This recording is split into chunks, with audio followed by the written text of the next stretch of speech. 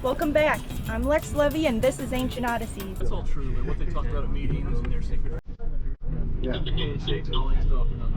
Right, so there are some secrets in Freemasonry. The ritual and the actual script that is used in the degree.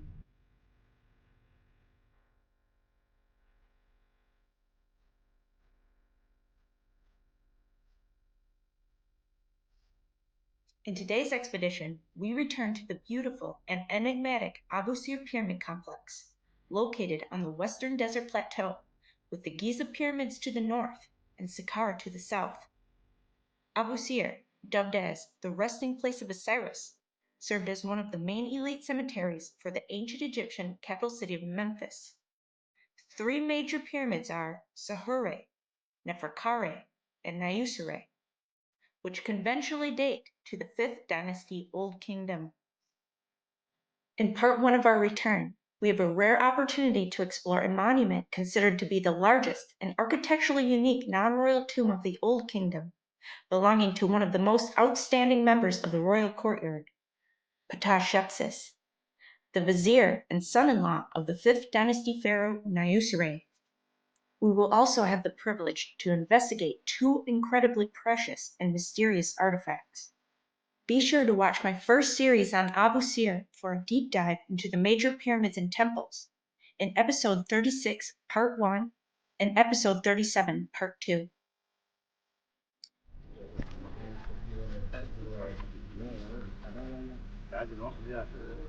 in the center of the pillar, this is the Mastaba or Temple of Ptahshepses, a very unusual.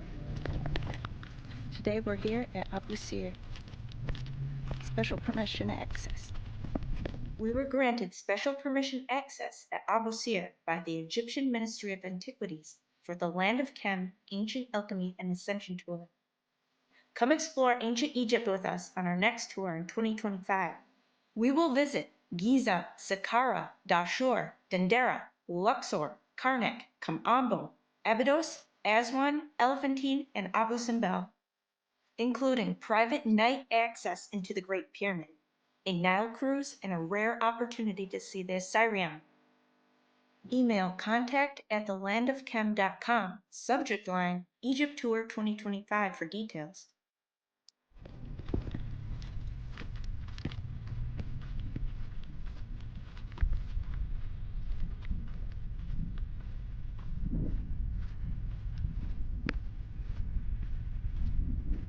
Here we're looking at the Valley Temple to the Pyramid of Sahure.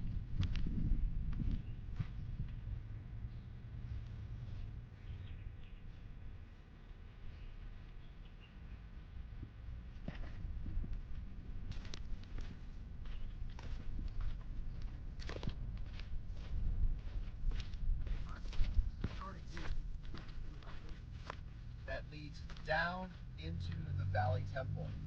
And we've been talking about how these Valley Temples were also functioning as harbors for the site. And water, during the inundation of the Nile River, the water would have come all the way up to the threshold of the Valley Temple, which was also the harbor for the site. And we'll go down here. Can we go in the temple? Okay, this way. So this was the causeway section that we see, the width and everything? Yes, this is the causeway, and we can go. So you'll notice over here to the left. I'm Lex Levy. This is Ancient Odysseys. Today we're here at the Pyramid of Sahure here at Abusir. I'm standing on the causeway. Flood waters that were coming through this area.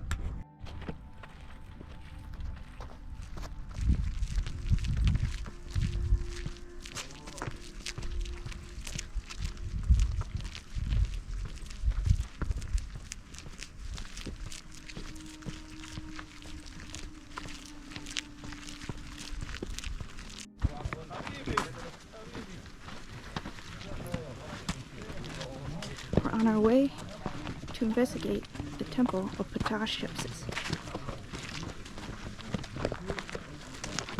So this is the Temple and Mastaba of Ptahshepses. And we'll walk around in through this little area here and I want to show you a very unusual piece of stone.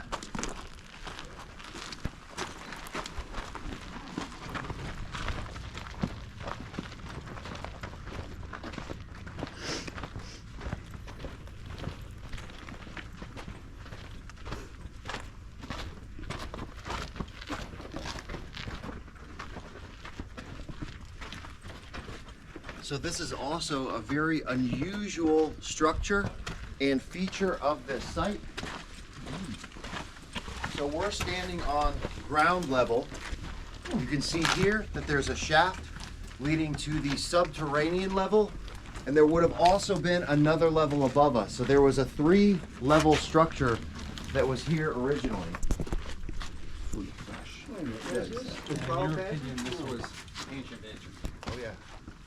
This area here. Dates back to the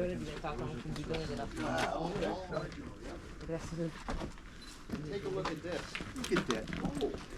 Which is one of my favorite unusual artifacts from this site. Okay. So you can see down here, this is the subterranean portion of this structure. That descending shaft that leads down from over here actually terminates down here into this subterranean portion. Please stay away from the edge. But just so you can see it. Okay, so first, look at this black piece right here. That's black basalt. But then I would call your attention, everybody come around this way and take a look at this thing. I would just, yeah, you can get it out of the way. Watch out for nails. And take a look at this piece. And you can see on the sides here the finishing of this piece of stone. So this is actually blue sandstone. This is not black basalt. It's a different type of geology, different type of chemical composition. They've taken samples of this. Anyone You can't do it. I have some No. The team has taken an analysis of this. You can also see some of the saw blade marks. You can see the quality of this stone. Looking for tooling. So again, you can see it here. You can see here. There's tool marks. So this part was being finished, and there was probably a lip here that came off that was cracked. So this is, again, blue sandstone, not black basalt. This is a bit of an out-of-place artifact because it does not necessarily fit with the materials or the construction capabilities that we see with the rest of the structure over here. It's very, very unusual. The only other place that we found blue sandstone is inside of the pyramid of Niuserra in Saqqara, where the container is now completely blown into tiny little fragments. It's completely destroyed, tiny little piece of this thing all over the inner chamber, and it's this same type of material. These Again, marks you on can- the side here have a bunch of little. There's like striations. Oh yeah. It's like- We'll see a whole bunch of tool marks when we get to the pyramid of has an Niuserra. But I just wanted to show you this artifact because it is a little bit unusual. We don't know where this was intended to go or what it was a part of originally, but I think you would agree that this is not necessarily the same as this, right? And it's definitely not the same as that piece of black. So there's something very unusual and special about this piece of stone. How did it end up here? What was it originally a It's part of? tapered too. Correct, yeah. So it's one of those unusual artifacts that we don't have a fantastic explanation for because, again, is this in its original place? Probably not. Where did they find it and why did they move it over here? Very good question, because that's a heavy piece of stone. So you're also sitting on what is called a hotep or an altar. So if this was the original place, it certainly would have been a sacred ceremonial component of this temple structure with the hotep and altar right there. My remarkable colleagues at the Asida Project had an expedition to Abusir in 2017 to study the architectural and engineering features of the site, as well as the skills of the ancient Egyptian artists and scribes who left valuable information in stone. The Abusir project performed an analysis of this stone, and the result was a fine-grained blue sandstone of unknown origin and purpose. The analog of this material was used as a container lid found in the Headless Pyramid in Saqqara, and it is also found within the Pyramid of Osiris in Saqqara. You can watch rare footage from inside the Forbidden Pyramid of Osiris from our 2023 private access research expedition in episode 19. As far as we know, we were the first people to enter and obtain video documentation of inside the Pyramid of Osiris since 2010, when our Abusir project team had their expedition. The mysterious blue stone that's found on top of the Great Pyramid is also believed to be blue sandstone.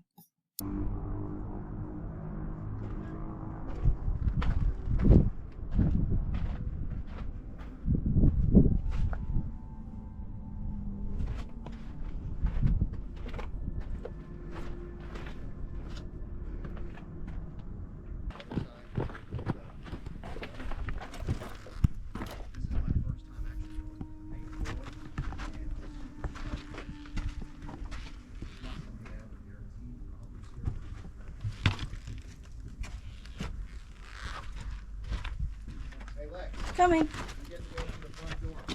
Yes, all right. Coming. These were originally discovered in 1843 by the German Egyptologist Richard Lepsius, who classified the architectural object as a pyramid due to the impressive size of the visible boundaries. The first archaeological works were started here only a half-century later, in 1893, by the French geologist and archaeologist Abusir. During these works, the site designated by Lepsius appeared not to be a pyramid, but a mastaba. After the excavations of Memphis, the site was left at the disposal of nature in the sands of Abusir for another 70 years. In 1960, the Czechoslovak Institute of Egyptology began its large-scale archaeological works on the territory of Abusir during a series of excavations from 1960 to 1974.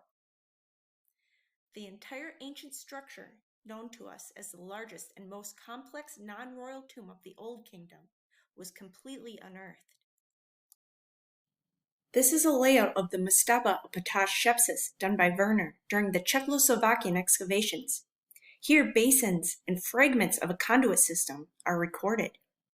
Our objective for today's expedition is to locate and examine these basins and conduit pieces. The mastaba was built in 3 phases. The initial phase in yellow, where the container is housed. The second phase in green, when the chapel was added. And the third phase in blue, when the pillared hall, magazines, boat room, and columned entrance was added. This is a 3D layout of the mastaba done by Keith Hamilton to help orient you as we explore. He has noted in red the only surviving in situ ceiling piece. So obviously the view on top is restoration. A lot of the facade of the building here, this is all restoration. This is not original. Yeah, I noticed that. Yeah. This is original. The columns are original. But all of the smaller blocks you can see are restoration of the facade or exterior of the temple. What's the point of the? So those are either papyrus, Papyrus. or lotus. Right. They have 2 different symbolic adornments on the top of these things. Mm-hmm. The entrance leads into a room with lotus columns, built in the second enlargement phase of the mastaba, and was originally to serve as an entrance to the mastaba, but was closed off in the third phase enlargement. The walls of this room are decorated with scenes of a funerary cult and biographical information of Ptahshepses. A narrow corridor decorated with images of Ptahshepses leads to the chapel with fragments of statues that once were standing in the 3 niches. We're going to do 2 more. Thank you so much. Okay, so again, this is the temple or mastaba of Ptahshepses, and I'll show you some very interesting and unusual features of this temple. This is my first time I've been in here 3 times on 3 different tours. This is my first time coming through the main entrance. I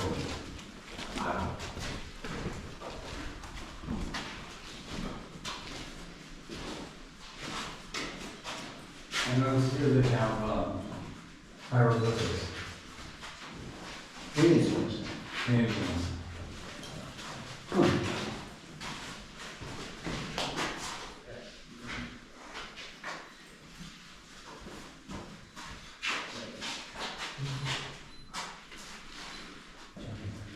Oh, there's some inscribed, there's some, or maybe it's painted down. That's a relief or something. So, if you would, I wouldn't touch anything in here, but you can certainly look to appreciate. Hey, do you have the flashlight? Yeah, I should have it. And I found one thing that we were looking for already.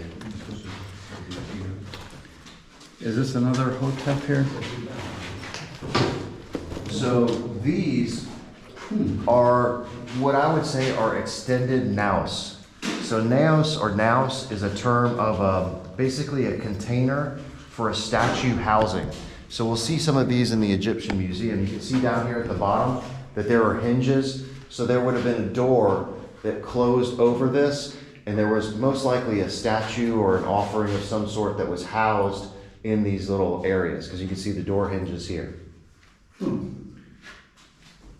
Now, your estimation is that the paintings are from Dynasty. Correct. Yes, yes. And as we walk outside, we're going to move to the more ancient megalithic part of the structure. The chapel leads into the 20 limestone pillared courtyard, which was built in the 3rd phase enlargement of the Mastaba. These columns bear life-size pictures of Ptahshepses and are arranged in such a way to lead a visitor to the large altar in the center, then to the original Mastaba's entrance, and ultimately to the container room. In the scheme on the right, the arrows are showing the directions of the silhouettes on the columns.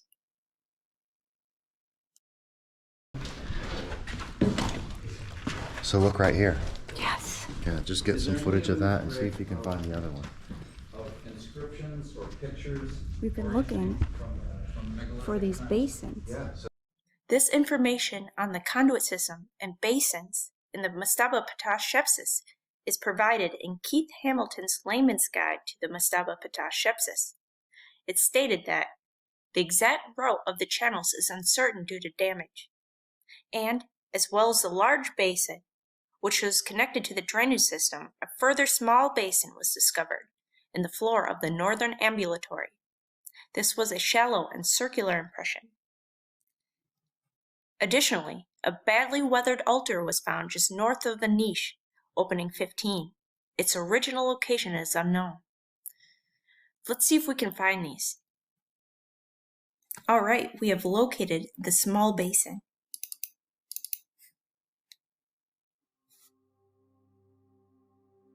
Out a couple of things about, and I think over there to the left there should be another one around here somewhere. So this is something that we were looking for here, which is this channel and the circular depression right here.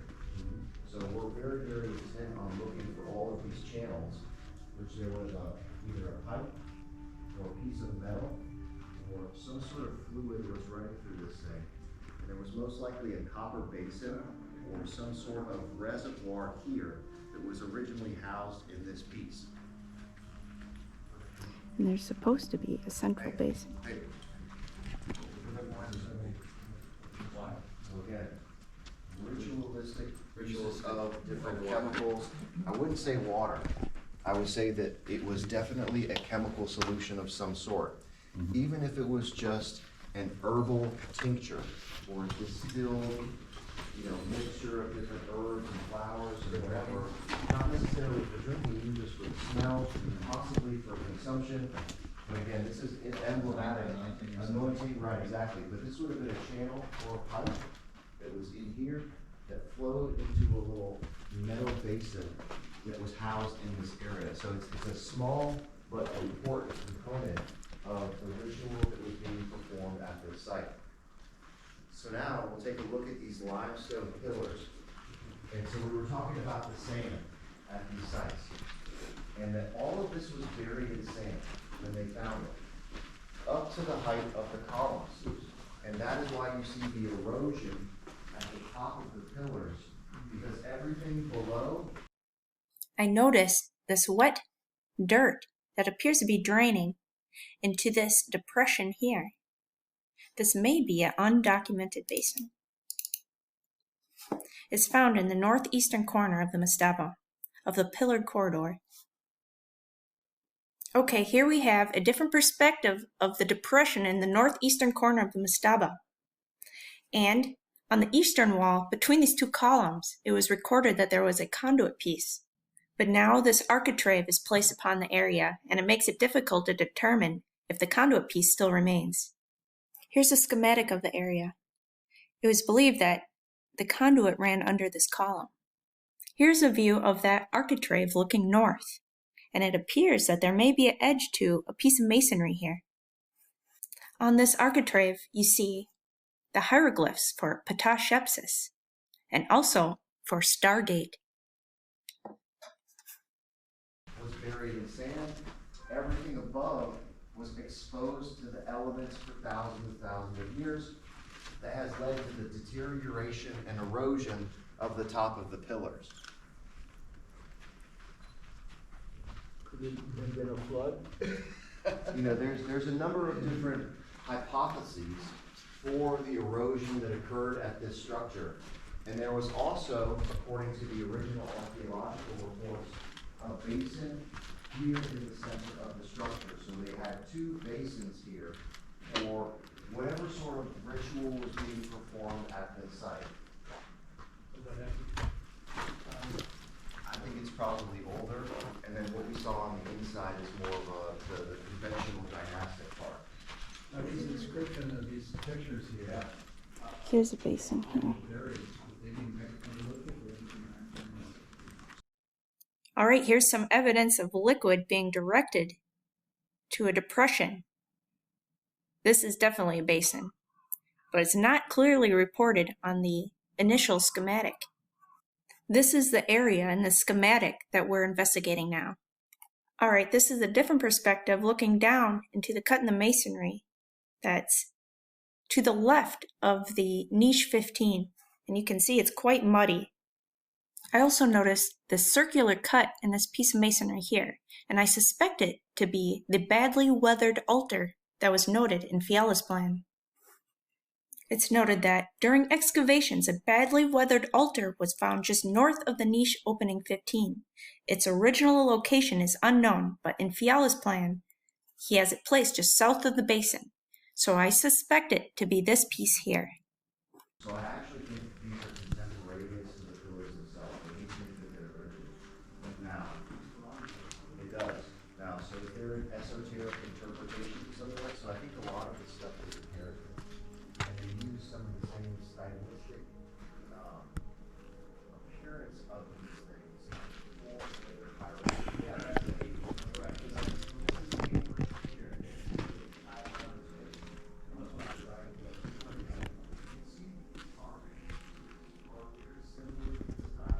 These are magazines.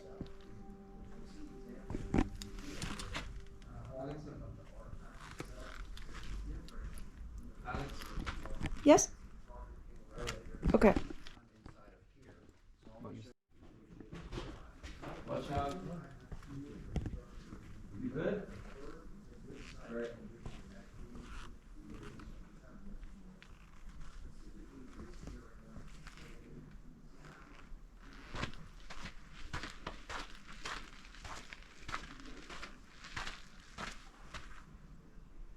Another interesting feature found in the Mastaba are these holes that are found in the pavement as well as on the walls. There's about a dozen of these. Could they be door pivots? If so, why are some of them plugged with stone? They still remain a mystery.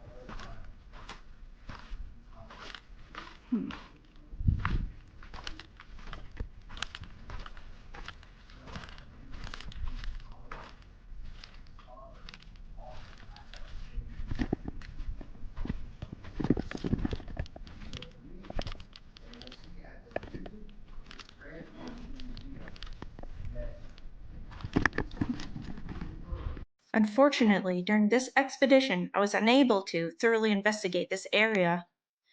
It was recorded that there was a piece of conduit that ran underneath the wall. Here's a still image that I captured. Perhaps it's this piece of masonry here. Hopefully, we'll have another chance to look at this area more closely. And this is a different perspective, looking at the western wall. And you can see this depression here. I suspect this is the area. Go this way. Okay, got everybody out. So just look over here, where you can see. This is the entrance into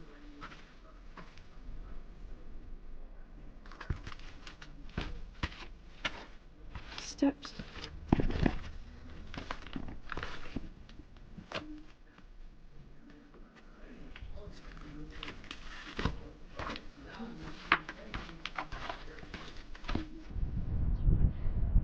And behind me is the Temple of Ptahshepses.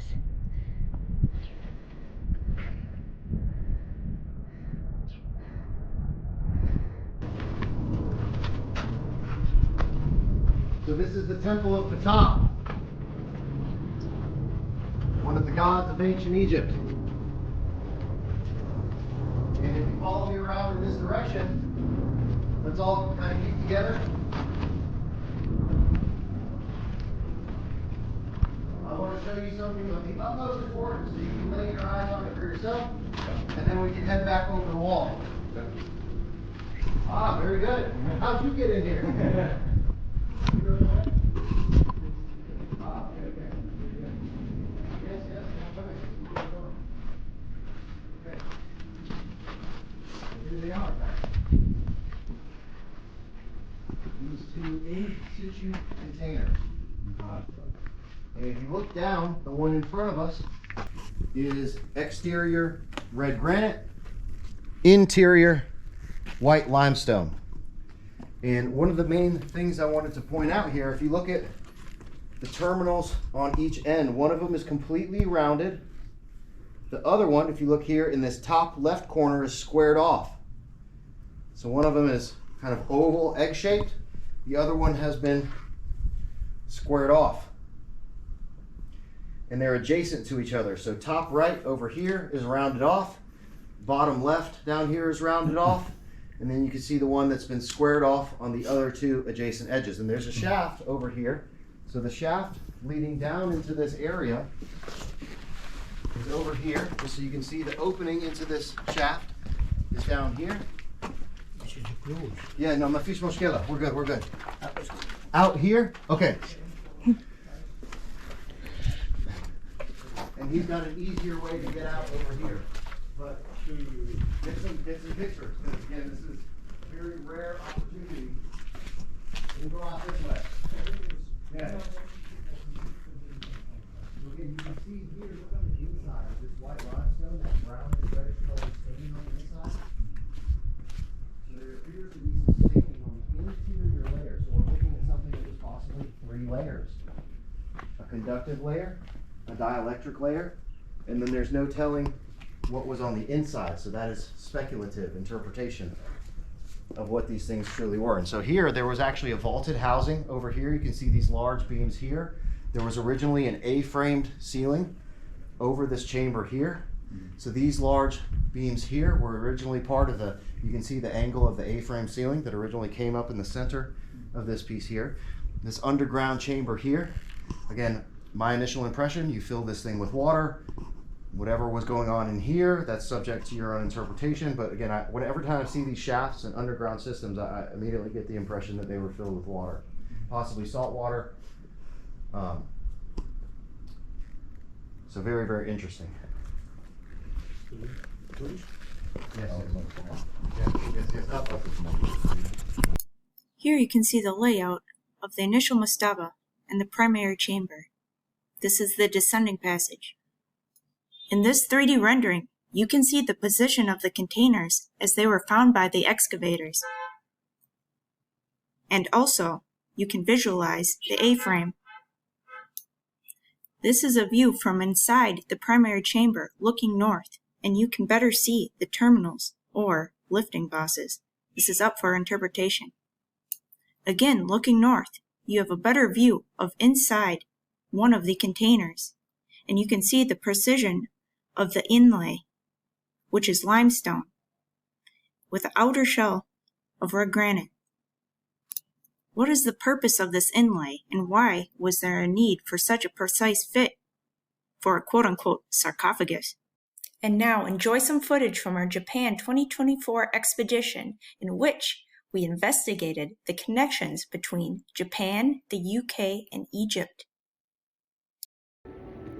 I'm Lex Levy, and this is Ancient Odysseys. Today we're here at the Osaka Prefecture Museum, and behind me are containers that were found within Kofun, resembling what we see in Egypt. It's remarkable. Take a look.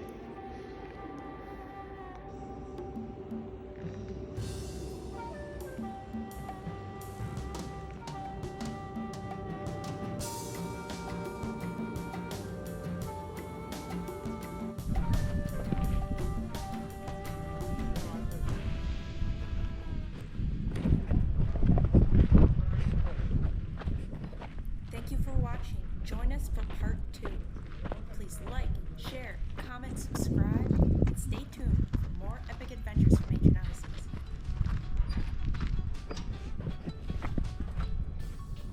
That was awesome. Today we're here at the Eastern Temple of the Pyramid of Neferkari.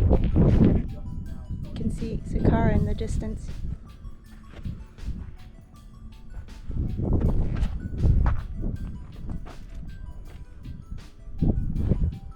Oh, look at this. Now, this is the continuation of the causeway.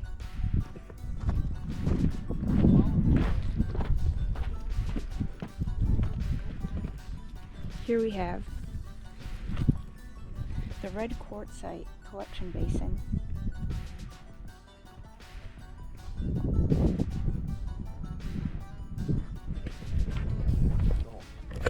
So basalt comes from an area called Wadi El Faras. Okay, so the conventional explanation is for collection of rainwater. They were collecting chemicals.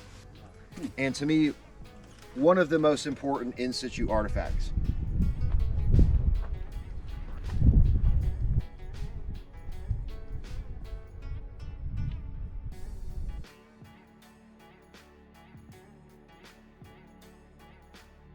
If you want to support our expeditions and research, pick up some Ancient Odysseys merch.